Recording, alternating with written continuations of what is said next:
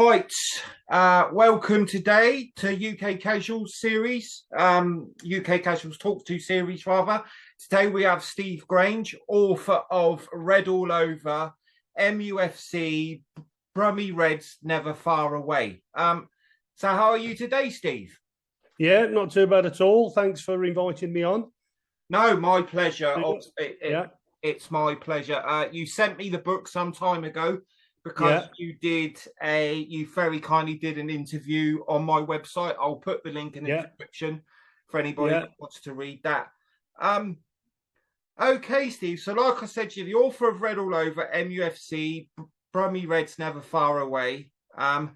Your book is following Man United in the 70s, 80s and 90s. There's lots of good stories in there. Yeah. It's not strictly a football book, as in I went to see Man United play this and Man United that. There's the stories behind the trips.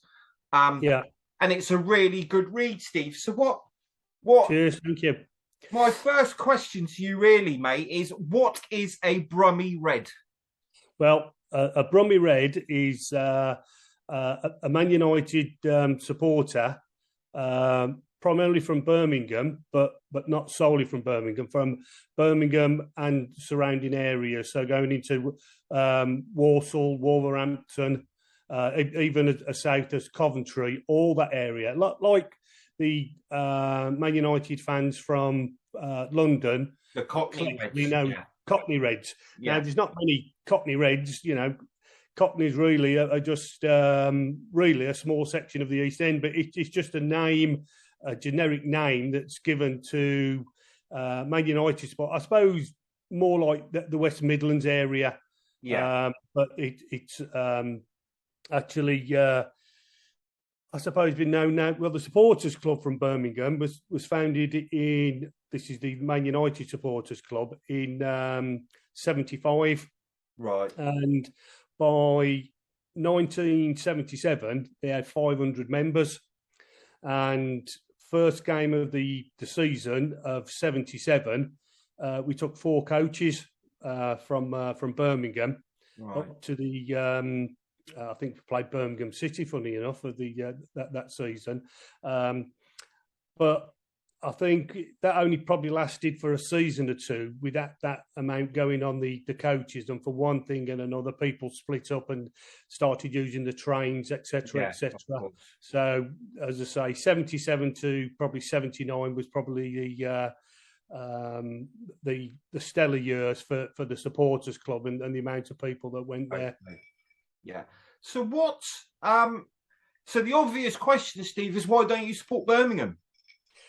Well, born in Birmingham, but I was actually brought up in Walsall, you know, without splitting there. So really, Walsall would be my big team. But where I come from, just on the edge of Walsall, Villa was, I suppose, the most supported team. But I started supporting United when I was still living in Birmingham. 1968, when United won the European Cup.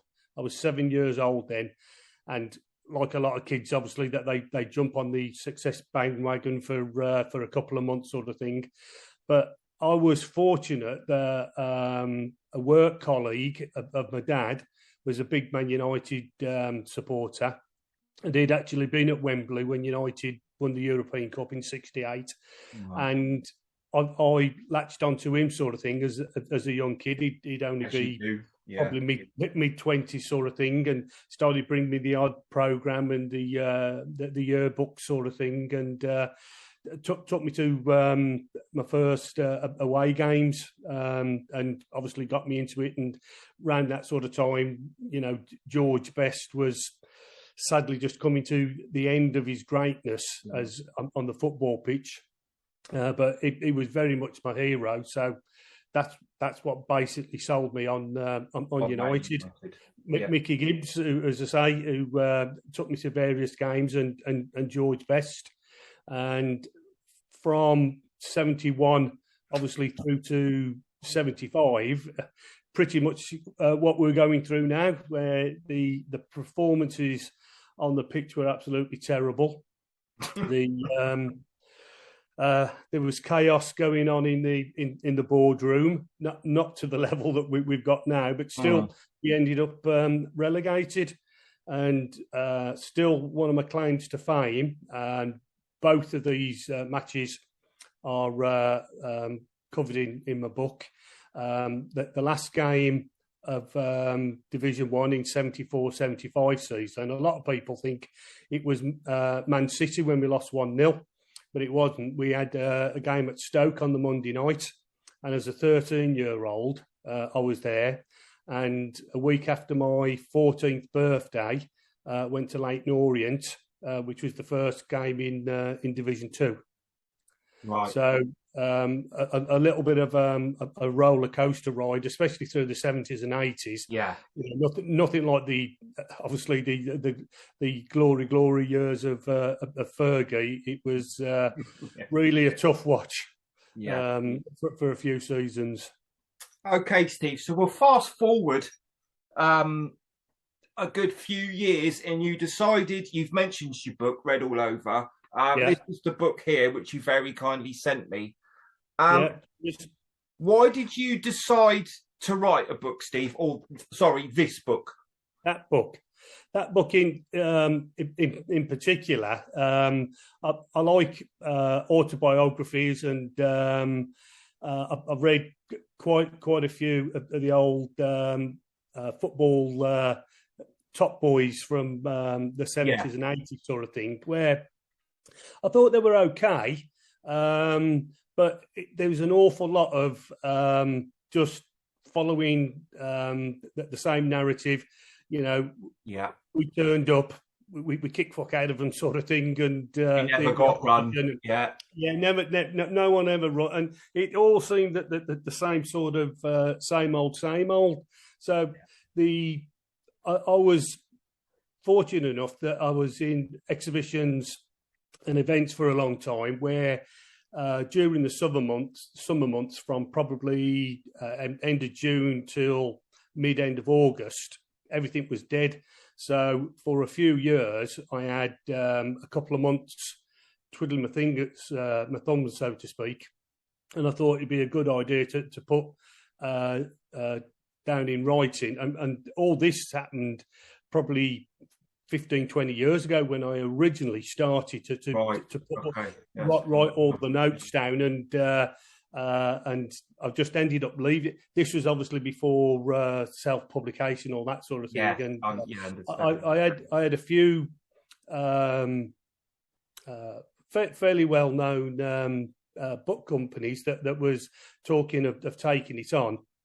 But then they wanted to change this and they wanted to change that, and wanted money to get all the proofreading done and all that sort of thing. And with work commitments, it just became on a back burner, really. But what I wanted to do with Red All Over is look on the, dare I say, the more lighter side of things, where I've never put in the book that I was one of the top boys or anything like that. A few times I've been in some of the top boys' company, but I wasn't one of United's top boys. Just one of the thousands of Reds who would turn up and jack the lads, if you like. We were there for the crack. Have a good piss up. Get a bit boisterous. If what would happen would happen.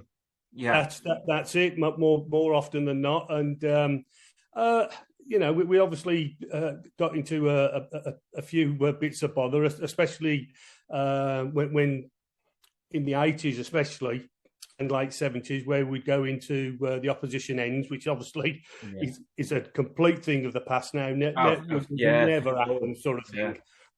But you'd go in there, and it might sound a bit dangerous thing to do, but more often than not, if you stuck together, sort of thing, you'd be all right in there. And I wanted to put, as I say, having the crack with the lads is the main thing. But as you've read the book, I also wanted to put a little bit of history about United surrounding each game, what was going on, who the manager was, any sort of politics that was going on at the time in the club, etc.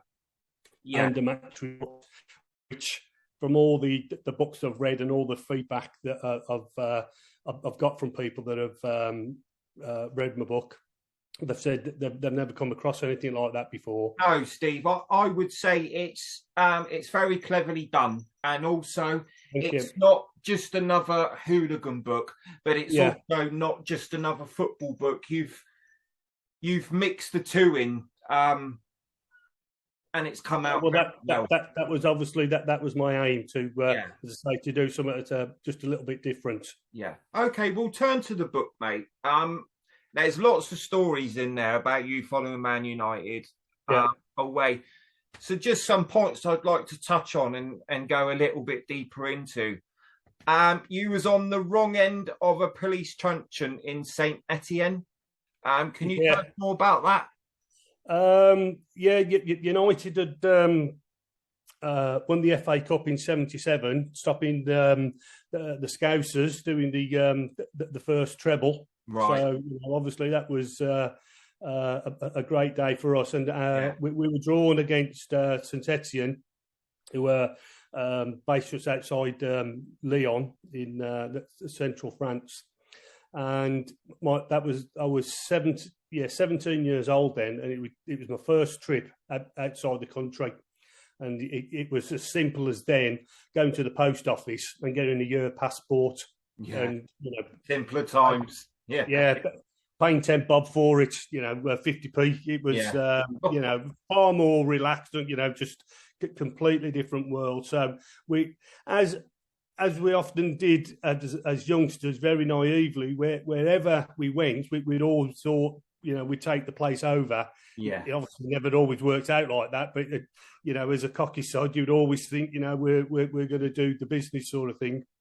And so we went in what seemed the biggest and the largest end when we got to the ground. We only got there, went by coach, which was a bit of a nightmare.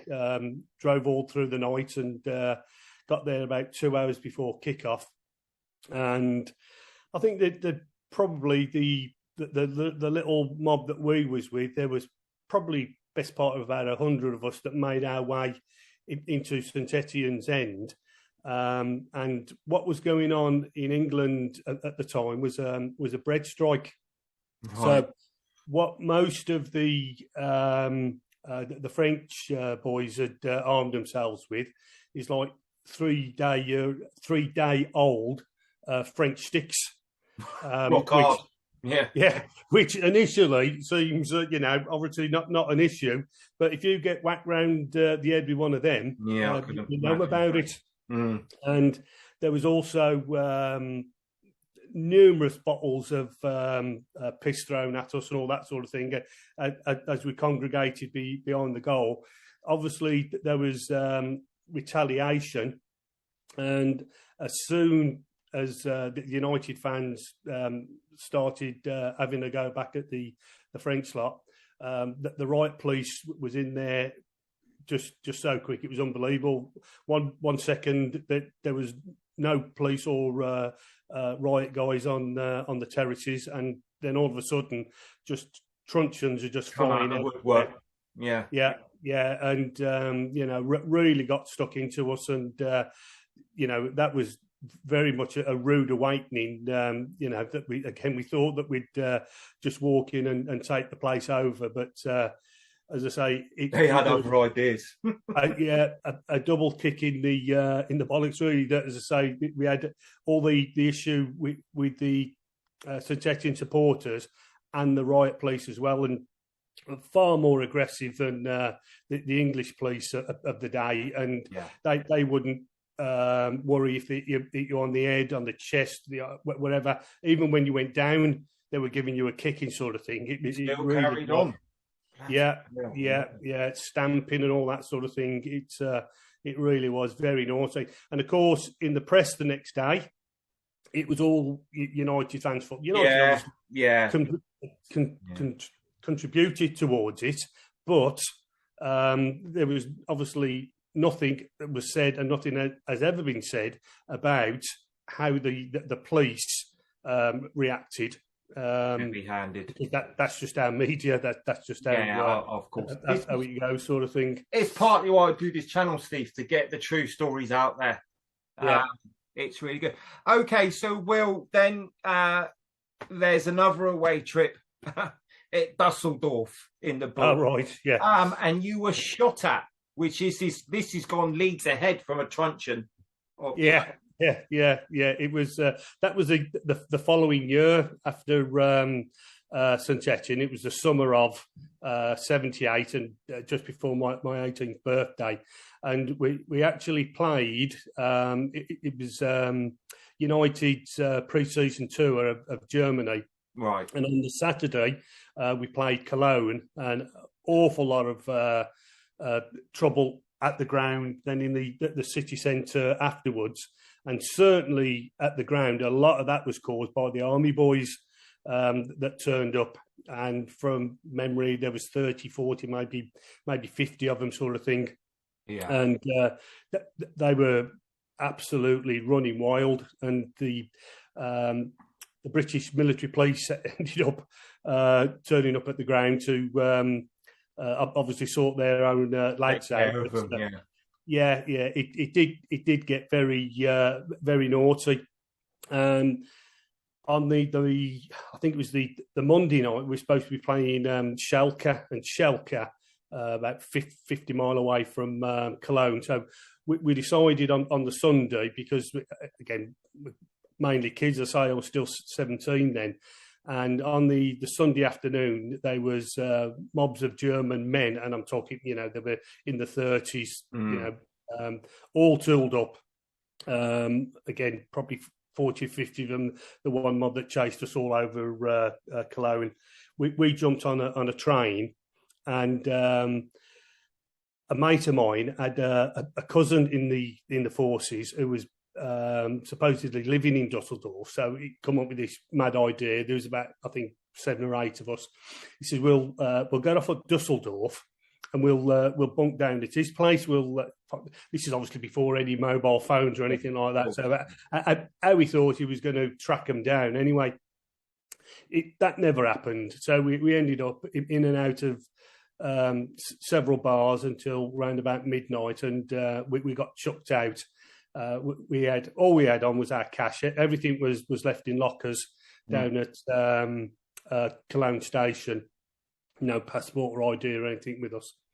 And we managed to get into a bar that was funny enough. It was a football bar. There was 2 or 3 Sunday league teams that were run from the bar. Yeah. And as you went into the bar, where you had the actual bar itself, there was like a restaurant towards the back of the bar, and that was full of all sorts of European / English memorabilia. And we were pretty well greeted there, but this should be about I don't know, 1-ish in the morning, sort of thing. And I can remember walking into the bar, and as I walked in, on the right hand side, I see this little bench seat, and I thought, I'm going to have a couple of drinks, and that's going to be my bed for the night, sort of thing. all the other lads were leaning or sitting up the bar, and I had a couple of swift halves, sort of thing, and then went and lay down basically and got my head down. And while I was within 5-10 minutes of me being asleep, apparently, this German came in, and you'll have to read the chapter on Cologne 78 to find out all the ins and outs of it. Uh-huh. Obviously, as you know, it's a fairly protracted story. But this drunken guy comes in, who was actually 40 years old. It was his birthday party just down the road. And he comes in, and a couple of the lads can remember clocking him as he come in, because he was swaying and looked, you could tell he'd had a good skinful sort of thing. Wear. Yeah. Just a little, yeah, apparently. And he goes up the bar and has a few words with the barmaid, and the lads, told me afterwards, he said, you could tell that she didn't really want to serve him, but she ended up giving him a bottle, and he was, as he was pouring his beer into the glass, it was all over the bar and all this sort of thing. And he then called her back over again and said something in German and added Manchester United. And this woman turned to the lads up the bar and said, yeah, here at Manchester United. This guy then pulls out a revolver and takes a shot, which fortunately one of the barmen was collecting glasses and managed to grab the gun, and the bullet that he fired off went about 3 or 4 foot above my head, and I woke up with plaster coming over me. Obviously not loads of it, but he come over, and I looked over, and probably, I don't know, 15, 20 feet away, there's this guy with the gun up in the air like that, and the barman holding his wrist, trying to stop him from shooting again. I had the door literally to the left of me, and I dropped down when the second shot went off. Again, probably watching too many B movies. Oh my God, he shot me! I've been eaten, but nothing like that. But that's just how the mind was working, sort of thing. The second shot, I'd got the door open, and I was literally crawling out of the place. Then another shot went off, and I was hiding behind one of the cars then, and one of my mates, Jed, who'd been standing at the bar when the first 2 shots went off, came chasing, running out, and I told him, I'm round here, so he comes round the car with me. He'd been there about 2-3 seconds, and this is 2:30 in the morning now. Streets are absolutely deserted, and this bar is only probably 20 feet away from us, sort of thing, and we hear another shot. And because of the echo and the doors open, sort of thing, we was convinced it'd come outside. So we dived underneath the car, and we was both of us shaking like leaves by this time. And then we saw 2 or 3 lots of legs come running past, which we thought was our lads. We had one more shot go off, and then nothing for a while. So we got out from underneath the car, ran down to the bottom of the street, and I think there was about 5 of the lads down there waiting. And just as we got to them, one of my mates, Mad Dog, who had sat on the stool, probably 2 or 3 feet away from this guy with the gun, while all this lot had gone off, and he was just petrified, just couldn't move. He comes running out, and we think everyone's got out, and then we realise one of the lads from Morecambe, he was still stuck in the bar. While all this was going on, he was talking to German lads at like the restaurant part where all the football memorabilia was at the back. So after about 5 or 10 minutes, we all pluck up the courage to go back to the bar. We hadn't heard any shots or anything like that. So we go in, and as we walk in, we see the gunman lying on the floor, pool of blood all over his face and neck, just blood pouring everywhere. And the barman was still being restrained by other customers as he was trying to stamp on him and kick him all this way. And this guy's still, he's on the floor, just completely out of it. But the barman was still very angry and wanted to have a go. Just a bit, because probably the main reason that he was angry, that he got shot through the shoulder in the struggle. Right, yeah. Well, the barman, yeah, so he wouldn't have been very happy with it.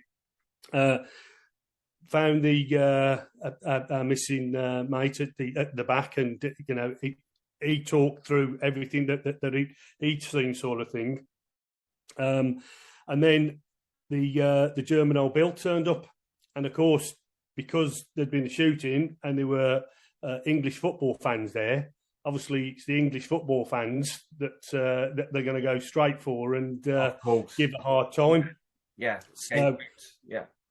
So we were very unceremoniously dragged out the bar and smacked up against the wall, and obviously given a bit of a rough time. And because obviously English, they didn't know, we had no idea on us whatsoever, which was obviously completely different to what happens in Germany. Everyone has to, back then, everyone had to wear or carry ID at all times. Yeah, I'm with you. So the military police, the British military police then was called in, and we was eventually whipped off to a camp and interrogated by their the military British military police for a couple of hours. But if you read the book, you'll find out the twists and the turns of why this guy came into the bar in the first place to shoot lumps out of Manchester United supporters. Okay, we'll go over to Turkey now in Istanbul, and you were bricked by police, not bricked by fans, but by Istanbul police. What's the story behind that? Yeah, well, that was the first and definitely the last football trip to Turkey. They are on a different level, right? Okay, they're just the fans alone, let alone the coppers sort of thing. But it was, if you imagine you're approaching the ground, it's probably 20 minutes or so before kick-off. What I must add is that not just Galatasaray, Fenerbahce, and all the big teams in Turkey, it's the same sort of crack, is that they will get to the ground 8 hours before kick-off, and they will queue for that. They queue them for 2 hours to be the first or one of the first actually onto the terraces. But they're on the terraces for 6 hours before the game. So long time, isn't it? Oh, they just get themselves into a frenzy. So when we got to the ground, it's in a really moody part. Well, all of Istanbul's a bit moody, but it's really moody. You got all big flats all around it, very dimly lit up all around the actual ground itself and leading up to it. So if you imagine you're heading to the ground, and you're coming in, say, from 6 o'clock, and you've got to get round to 11 o'clock. You're going like nearly 2/3 round the ground to get to where we're going. As we get probably halfway to where we needed to get through to the turnstiles where the United supporters were being housed, up in front of us and slightly to the right was this big bank, and on the bank you could see the silhouette of I don't know, half a dozen, maybe 8 figures that were up there, and they were making a right racket as we started approaching them. And as we got almost level with them, we noticed there was no lights at the back of the ground where we had to walk over, and a couple of guys, like I think, put a lighter or something like that on. As soon as the lights went on, these coppers up on this bank, which is probably 30 or 40 foot above us, started throwing half-enders at us, and all sorts of abuse in their mother tongue sort of thing. What they were going to do to us if they got hold of us. And it was just unbelievable. And this was their police? This was their coppers. Yeah. Not fans, but their police. Not fans, yeah, doing that. But probably the most bizarre part of that night was, after all that went on at the hotel, and again, we read in the book, Galatasaray's the last chapter, I think about 33 pages sort of thing. A very good chapter. Yeah. Which probably half of it goes over to what happened in our mate, the Cockney Reds that we teamed up with after the game, when we got back to their hotel and what happened there. We probably, me and my mate Colin, who was staying best part of an hour's drive from where Cockney Red friends were staying, and it must have been, I don't know, after 2-3 o'clock in the morning before they would call a taxi for us to get us back to our hotel. And we come to this bridge, and unfortunately it came to a standstill, all the traffic on the bridge, and we heard this roar, and looking out the window, that there was just a mass of people running in between the cars, over the cars, and it's just like the Galatasaray lot was just going absolutely crazy. This is after a 0-0 draw. They got through on away goals because of the 3-3 draw at Old Trafford. But they were just going absolutely balmy. And then we saw driving on the other side of the road bridge, going the wrong way, what I can best describe as the Black Maria, the old big police vans where they used to road 15, 20 guys in at a time, sort of thing. As I say, driving the wrong way, and through the open door was a couple of coppers hanging on with one hand and massive Galatasaray flags in the other, waving them across the road and zigzagging through the oncoming traffic, sort of thing. It was just mental. You couldn't imagine our old Bill teaming up with Man United or Liverpool fans or anything like that, could you?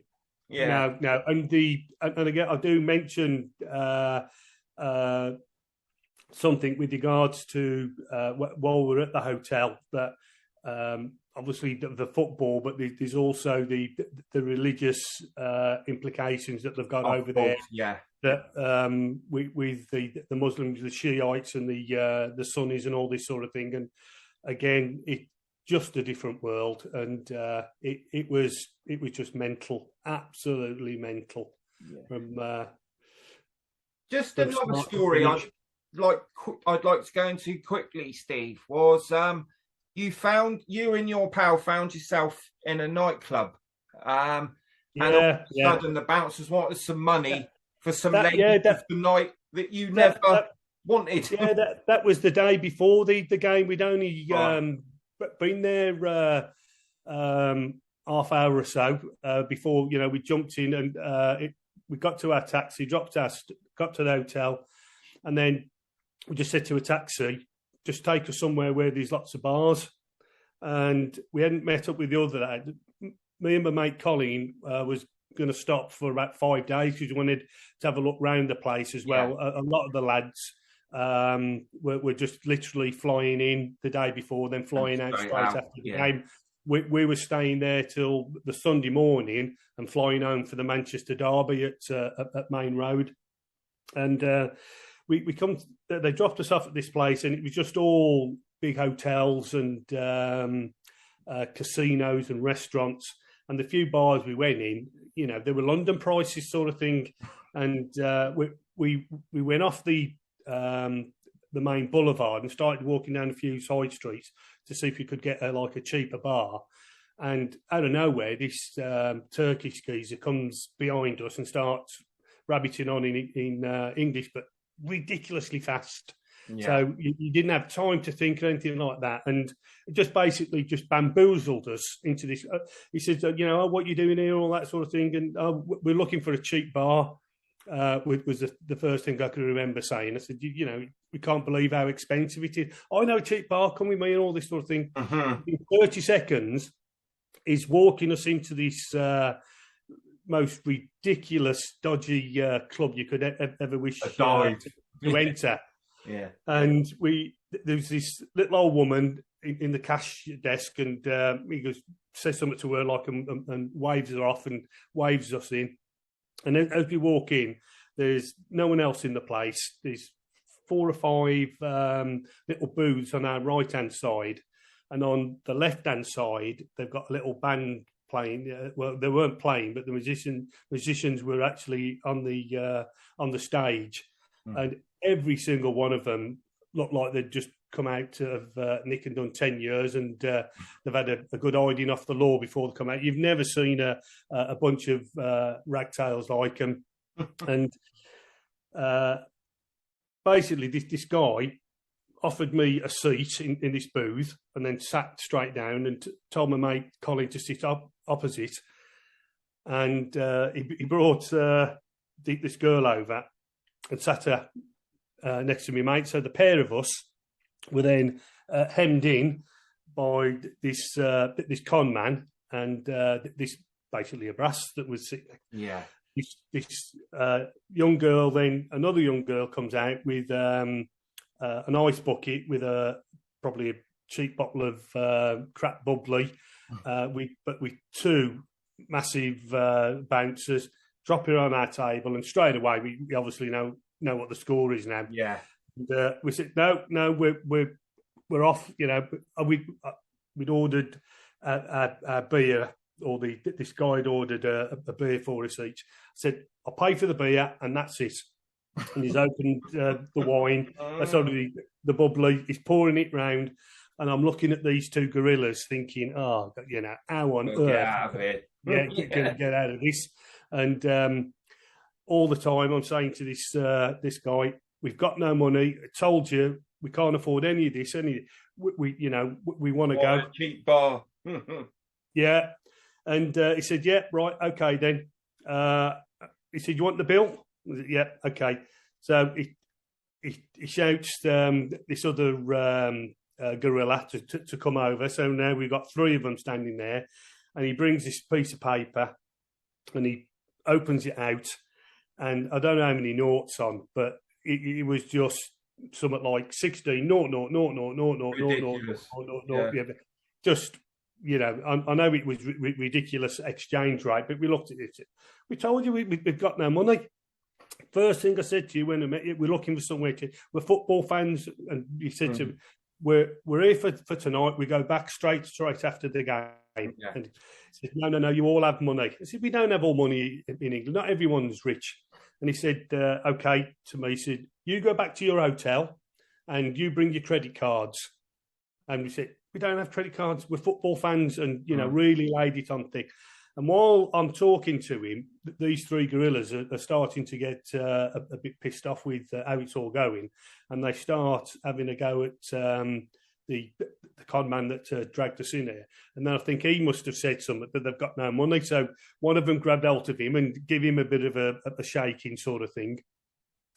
And we're sitting there, me and my mate Colin, and all this rows going on, and obviously not understanding a word what's going on. They could be saying, right, we're going to get the meat cleavers out and chop the bastards up and sell their body parts for all we know.